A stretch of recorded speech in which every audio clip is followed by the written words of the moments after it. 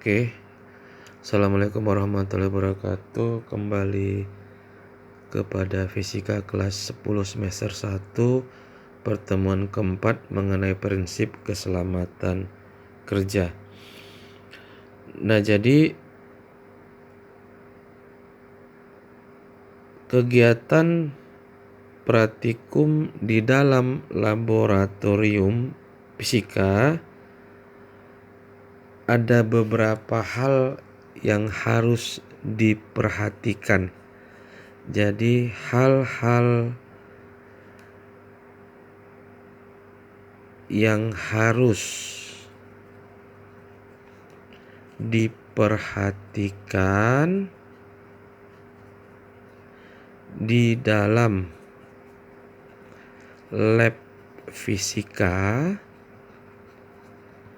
1. Ruangan laboratorium fisika hendaknya mempunyai sistem ventilasi yang baik. Nah, sistem ventilasi yang baik. Nah, yang kedua, penempatan meja kerja dan kursi di dalam ruangan laboratorium harus diatur sedemikian rupa sehingga memungkinkan kegiatan praktikum berlangsung secara aman dan nyaman.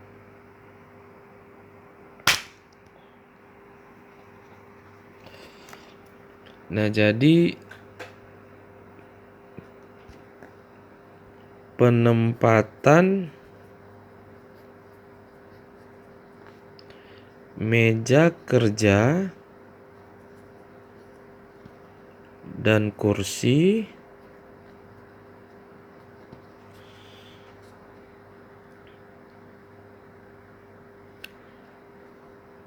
diatur dengan baik. Yang ketiga, alat-alat dan bahan praktikum di dalam laboratorium fisika harus ditempatkan secara teratur sehingga mudah diakses. Jadi alat-alat dan bahan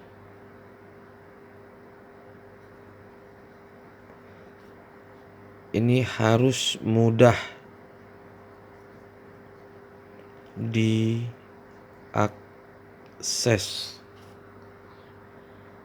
Keempat, alat-alat keselamatan kerja seperti pemadam kebakaran dan kotak P3K juga harus tersedia. Nah, jadi alat-alat pemadam kebakaran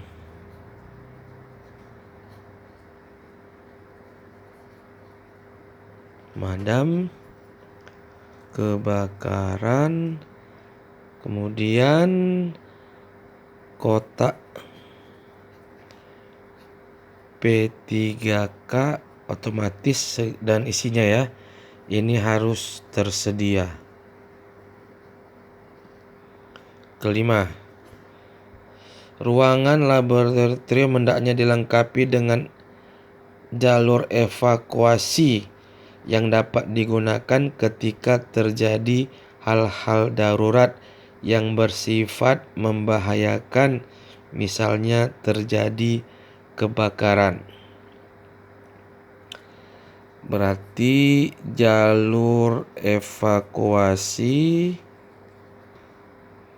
harus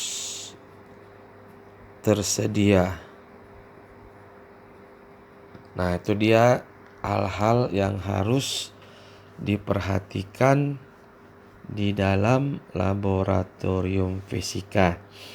Nah, selanjutnya agar kegiatan praktikum di laboratorium fisika dapat berjalan dengan baik, maka perlu untuk memahami prinsip-prinsip keselamatan kerja yang ada di laboratorium.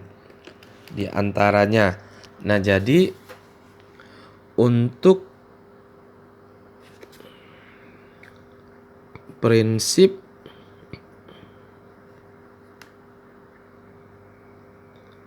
keselamatan kerja yang pertama, tidak makan dan minum di dalam ruangan. Tidak makan dan minum di dalam ruangan. Kedua, tidak merokok dalam ruangan. Kemudian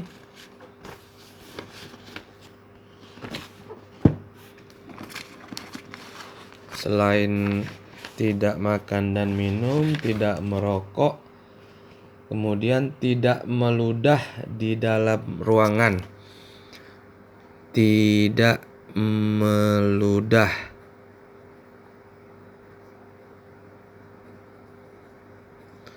Kemudian 4, tidak panik dan berlari ketika terjadi kebakaran. Tidak panik.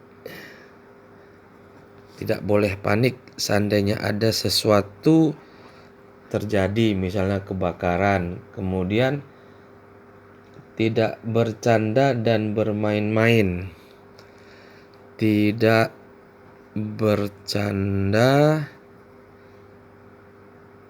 dan bermain. Maksudnya di sini bercanda dan bermain dengan alat-alat yang ada di laboratorium. Nah, yang keenam,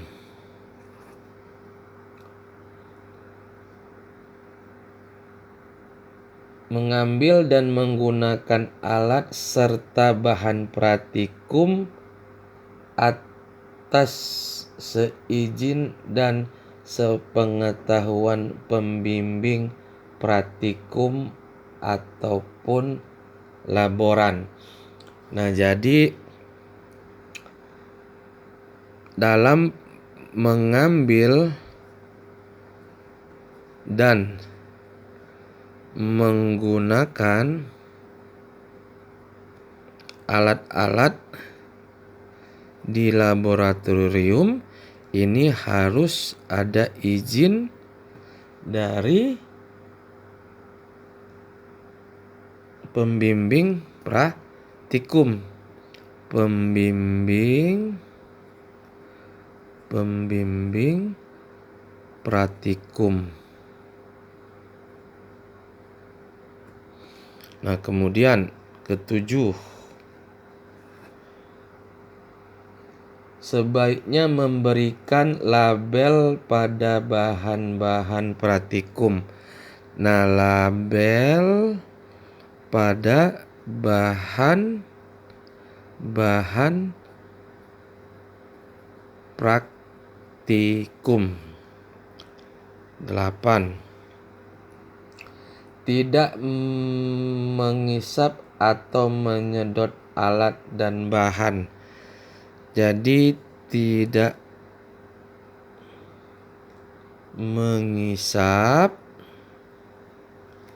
ataupun menyedot alat dan bahan. Alat dan bahan laboratorium. Saya singkat aja lab. 9. Menggunakan jas laboratorium. Menggunakan jas lab. 10. Menggunakan sarung tangan dan kacamata, terutama ketika bekerja dengan zat-zat asam kuat. Menggunakan sarung tangan dan kacamata. Menggunakan sarung tangan dan kacamata. Ini untuk ketika bekerja dengan zat-zat asam kuat. Terakhir 11.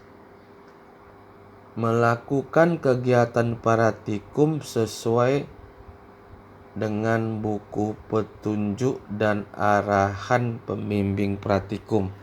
Nah, jadi kegiatan praktikum tadi harus sesuai dengan buku petunjuk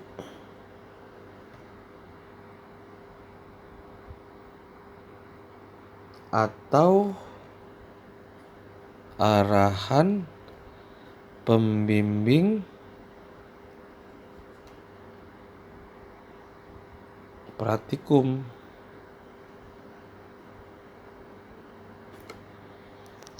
Nah, jadi inilah 11 prinsip keselamatan kerja yang ada di laboratorium. Nah, selanjutnya yang terakhir, yang kelima, mengenai peranan fisika dalam kehidupan. Nah, jadi ada beberapa peranan pengetahuan fisika dalam teknologi. Nah, jadi yang pertama, pengetahuan tentang vektor. Pengetahuan tentang vektor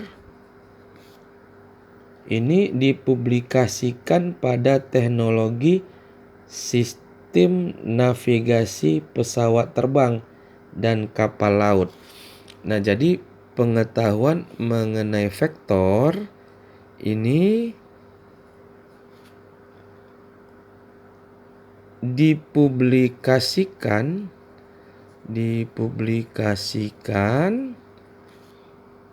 kepada navigasi pesawat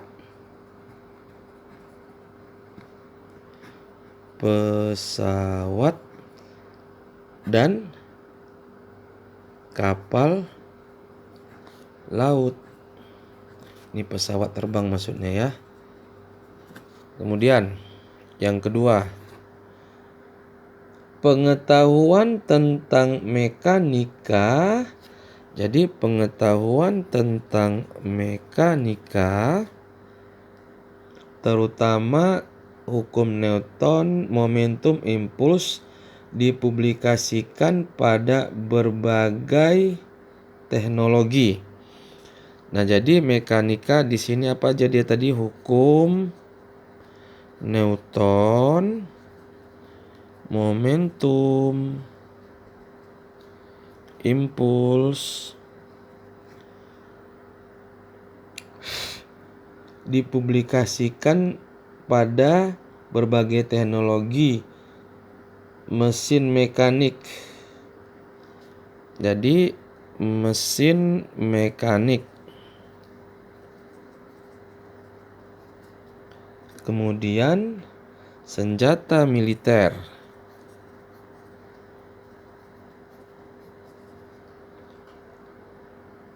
Roket dan lain-lain. Nah, yang ketiga, pengetahuan tentang termodinamika.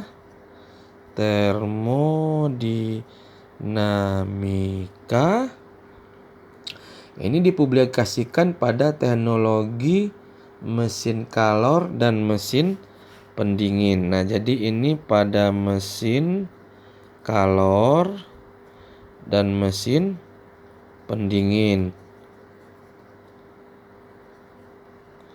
Keempat,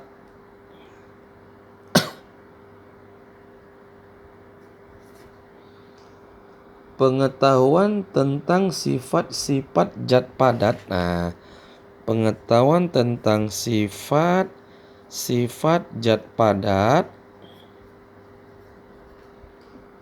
ataupun semikonduktor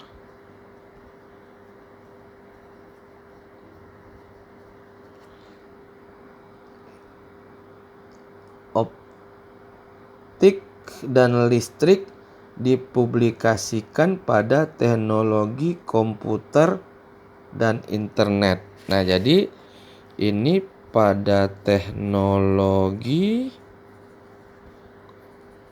komputer dan internet.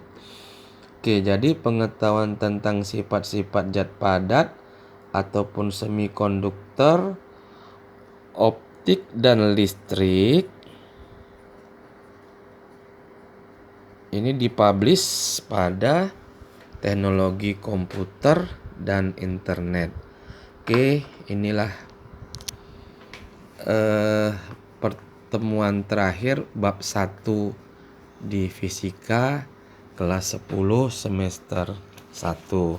Sampai sini kita lanjut pada bab berikutnya. Jangan lupa like dan subscribe bagi yang belum subscribe. Terima kasih. Assalamualaikum warahmatullahi wabarakatuh.